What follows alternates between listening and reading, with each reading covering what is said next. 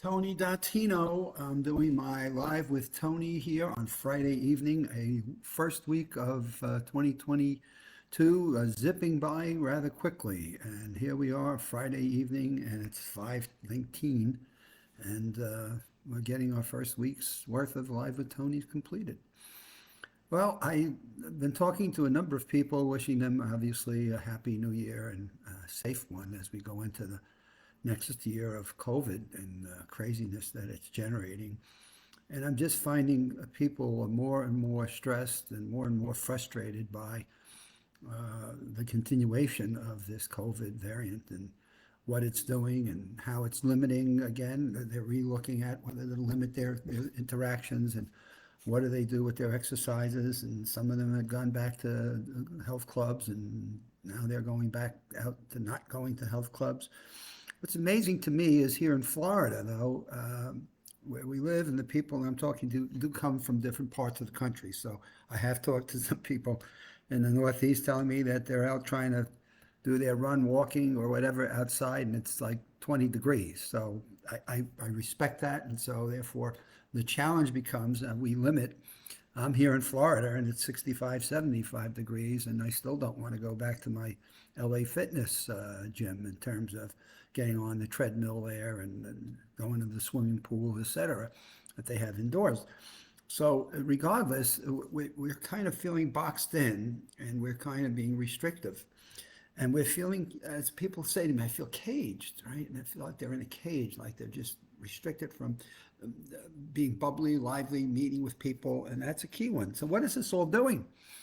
What I'm finding more and more people telling me is they have put on weight during the last 2 years, and it's not just 1 or 2 pounds. It's very often they're telling me they've put on 5 to 10 pounds. And normally you wouldn't think that 5 to 10 pounds is such a major deal, except they can't get it back off. And they're finding themselves binge eating. They find themselves eating at nighttime, watching television more. They're finding themselves craving food as they get stressed, right? And we do know that there are times when we have emotional stresses in our life and we go for, I don't know, snacks, carbs and things of that sort. And so the question is, what drives them to do that? And how do you stop that? So emotional eating is really the challenge. Do we understand our emotions in the moment that we are going to grab a piece of food? A piece of food, I say, maybe it's crackers, maybe it's potato chips or pretzels, or maybe it's candy. What are we going to grab? And is it really healthy food for us as opposed to I'm just grabbing anything? And I know, as I've talked to a number of different people about this, they don't distinguish what they're eating. They want to put something in their mouth and they think it makes them feel better. But I'm seeing more and more people with growing elements of stress where they're getting to, I don't care if I go to the store without a mask, or I don't care if I go to a theme park I don't care if where I go on vacation and thinking about hotels and things that I stay in. So food seems to be their rescue plan. So eating different kinds of cakes and sweets, that seems to be the big jackpot. I recommend that people go to fruits then. If you want to eat something sweet, I find grapes are always good. Red or green ones are always fine. Here we've had cherries during the month of December, which is always a good time to get Bing cherries, which I absolutely love. Apples were great in the fall. So there are different fruits. If you want to crave for something, then at least try to grab something that is helpful to you and at least is nutritional to you. Maybe you want to eat a salad in the middle of an afternoon. Grab some lettuce and cucumbers and tomatoes and put them in a bowl and a little bit of salad dressing on it and enjoy something that's healthy for you. And so I find myself sometimes in that same mode of stress. So I'm not like, wow, the perfect person, but I'm very sensitive then that I have foods in the fridge or in the closet that at least will match up to whole grains. They'll balance off my proteins and my carbs. And I'm not going to grab, I don't even buy chips because if the chips are around, I could knock off almost a half of a family bag if they're around. So I don't even buy them. And therefore they're not in the house. And so it forces me when I get into that stress mode where oh, they're not there. And I go find something else like some grapes or cherries, blueberries, strawberries. I mean, there are different fruits, vegetables, celery, cucumbers that you can go get. Or sometimes I'll just throw some lettuce in a bowl with a couple of carrot sticks and etc. So what I'm saying to you is there are options and alternatives to dealing with the stress of emotions that we're facing. And boy, are we facing a challenge. But we've got the infinite amount of creativity to figure out this challenge. So as I was reading this article, I found something really helpful in terms of it. And this article comes out of let me tell you where it comes from. It comes from the UCLA Healthy Years. This is the November 21 issue. And what it first of all talked about is a fist is equal to 1 cup. So let's use the fist as a 1 cup as you go around your fist. There's your 1 cup. A half a cup would be what you put into the middle of your hand. So they give you some guidance on here. And what you want to make sure that you're doing is not overeating. So now you say, okay, so one of the things I've learned, especially over the last couple of years, is I will only put the amount I think that's appropriate on my plate from whatever I'm eating, breakfast or lunch or dinner, or I only put that which I'm going to think I will eat that will satiate my appetite. And I do not go back for seconds.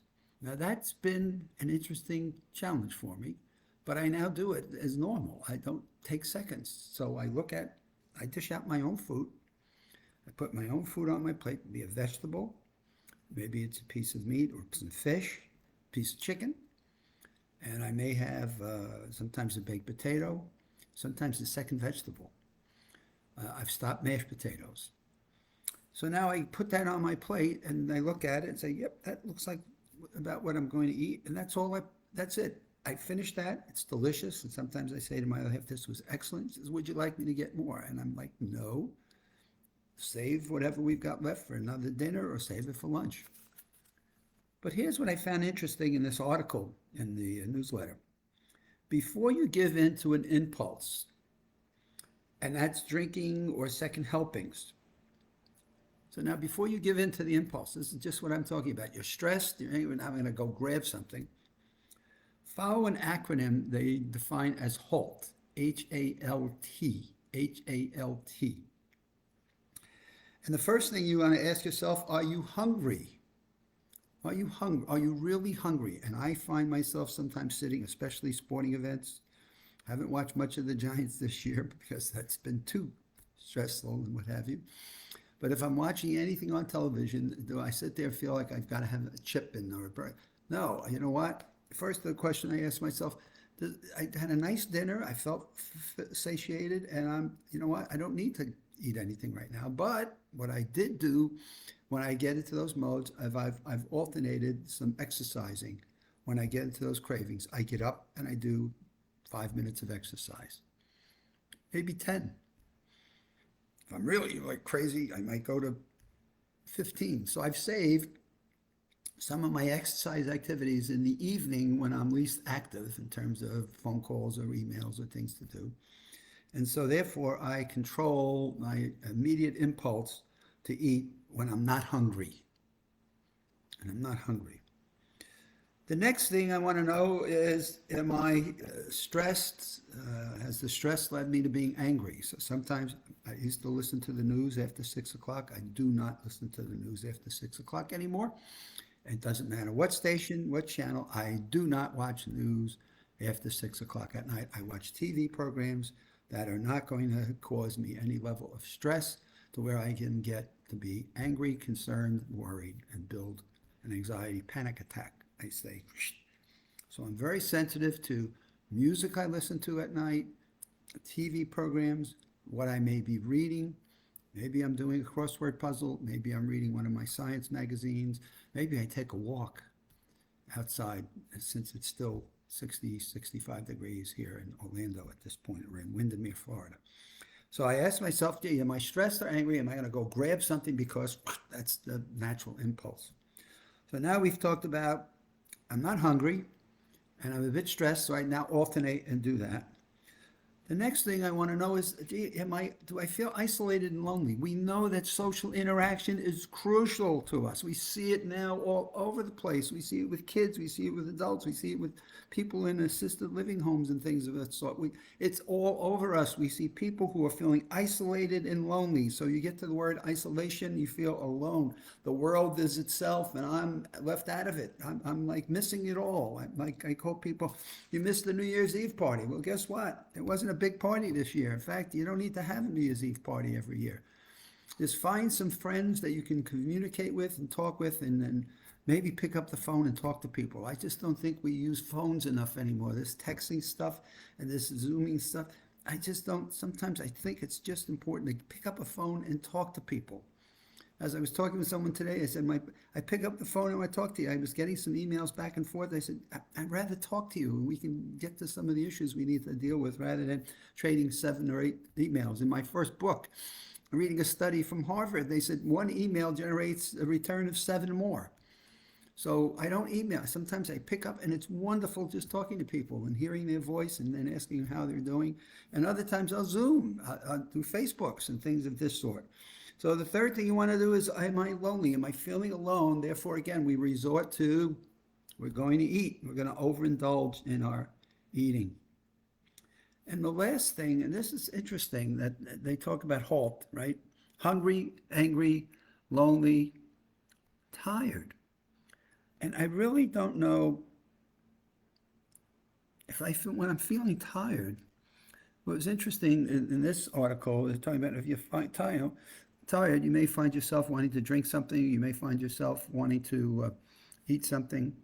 But when I'm tired, the only thing I do find myself wanting to do is I go for a glass of water. I don't know why. Before I go to bed at night, sometimes I just say, you know what, I'd like a chilled glass of water. I don't like ice cubes in it where it's going to freeze, whatever. But I just go for a little bit, not a bit.